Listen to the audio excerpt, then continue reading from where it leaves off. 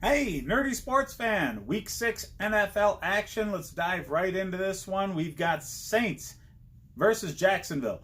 Now, Jacksonville's been very exciting recently with Gardner Minshew putting some much needed life into this franchise after Nick Foles went down with a collarbone. Leonard Fournette looks like he's the real deal again. He took a season off because, getting fat, and he recommitted to the game, and he looks like himself again. So Jacksonville is, again, interesting, but their defense seems to have tailed off. Calais Campbell's still there. Jalen Ramsey is apparently still in the room, but not happy and wanting to be traded. That's probably not going to happen. Reportedly, they've been offered as much as 2 first-round draft picks and turned it down. So that's really the peak of what you can expect from most players. You're not going to get Khalil Mack kind of trade ammunition thrown your way for a corner. They're not as valuable as edge rushers, so you're not going to get that kind of ransom. They probably set the price that high because they really don't want to get rid of them. They're going to try and negotiate. They're going to try and see if they can soften the relationship and rebuild that bridge, because Ramsey really just wants to win. And he needs to see Minshew can do that, because legitimately, I don't think Nick Foles is the answer. And with what Minshew's done and how he's very young, he stole that man's job. Okay, Foles is out. It's all about what Minshew is doing, and he's had success, and he's young. So they're going to be able to sell that success is going to build. So Ramsey's likely to stay. He's kind of going to get forced into that option over time. But here they're going up against the Saints, and the Saints are dynamite. They don't seem to realize that they lost their starting quarterback. They're built for the Super Bowl. So the whole team is fantastic. They lost their quarterback, but they had the best possible backup you could have in a former starting quarterback that everybody thought was going to develop really well. The only reason he didn't stay in Minnesota was because they were worried about his recovery from injury. Well, he's obviously fully recovered. And he's learning from fantastic football minds now in Sean Payton and Drew Brees.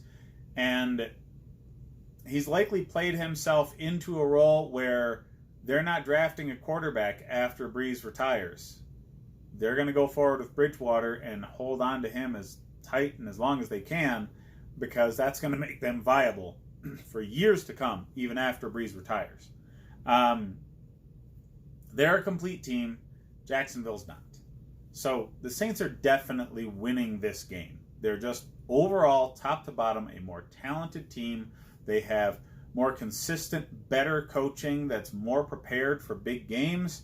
And yeah, I mean, the Jags lost to Carolina last week, so they're going to want to redeem themselves. They're not going to have a chance to do that. They're just not. The Saints are better than Carolina.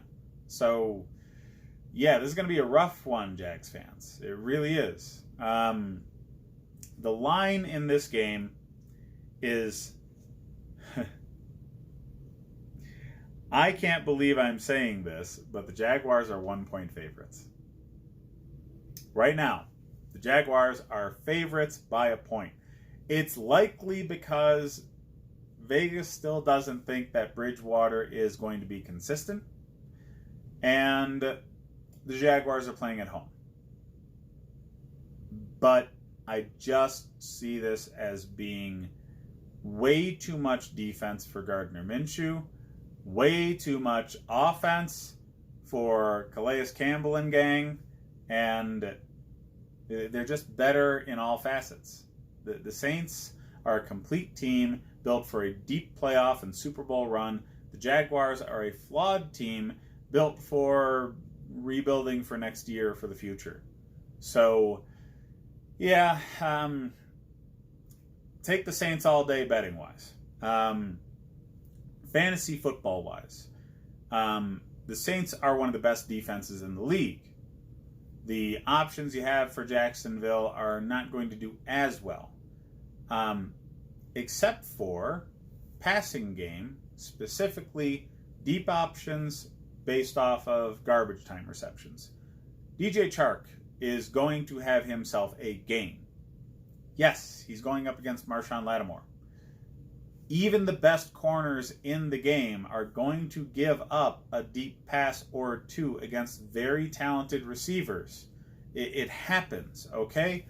Stephen Gilmore will give up a deep ball now and again. And they just have to forget about it and move on to the next play. That's why they're good.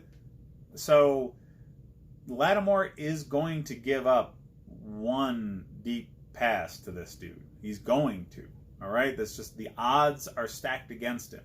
So considering Chark is the number one option in this passing attack, I would see him as having a fantastic fantasy game. They're going to be behind most of the game. They're going to have to air it out in order to catch up, and Chark is going to be the beneficiary of that. You still should start the fantasy studs, okay? Fournette, are there better running back plays than him this week? Yes. Are there enough to make it so he's not at least a running back 2 or a flex? No, okay? He's still the number one running back in an offense that uses the running attack a lot. So, considering this year he's also being mixed in the passing game more frequently, you pretty much never want to bench a player like that. The same with Alvin Kamara. You're crazy if you're thinking about pulling that guy out of your lineup for any reason. Michael Thomas, the receiver for the Saints. Don't ever put him on the bench. There's going to be a lot of targets, and he's the number one guy. So leave him in the lineup. He just might not be your best receiver that week. He's just always going to be in your lineup. The interesting thing I find here is Teddy Bridgewater. He's a great stream quarterback. He really is. Last week he showed us that he can take over in the passing game. Mind you, he did that against the worst passing defense in the league, but he showed that he can still do that. And as a streaming option or a daily fantasy option where you have to deal with salaries, players like him are great. Throw him in there. He's going to be cheap for you, and you'll be able to load up in other areas. And yeah, if you need a bye week starter, a game against Jacksonville, a struggling team, Bridgewater is a real good stopgap until you hit your real starter next week. So I like him fit in that sort of role. Gardner Minshew is not going to have a very good game at all. Don't even think about it. Not even in 2 quarterback leagues. This defense is too good. They're going to be all over him. He's going to get a lot of pressure. He's going to get into turnovers. It's going to happen. I get it. The Minshew magic. You want to see the leisure suit guy with the sunglasses and the Fu Manchu mustache do well. People like that sort of thing for whatever reason. But Uncle Rico is going to start having bad games, especially against very good defenses like the Saints. It's just going to happen. He's young. He's not seen everything that the good defenses can throw against him. He's going to load up against DJ Chark. Well, load the ball down to DJ Chark. So definitely start that dude. Definitely keep Fournette in your lineup. But, I mean, Minshew's a fun story, but don't put him anywhere near your fantasy team. Hit up the rest of my videos to check out what I think for the other games, fantasy football-wise. And hit up the Nerdy Sports Fan Weekly to get my review of the Joker movie.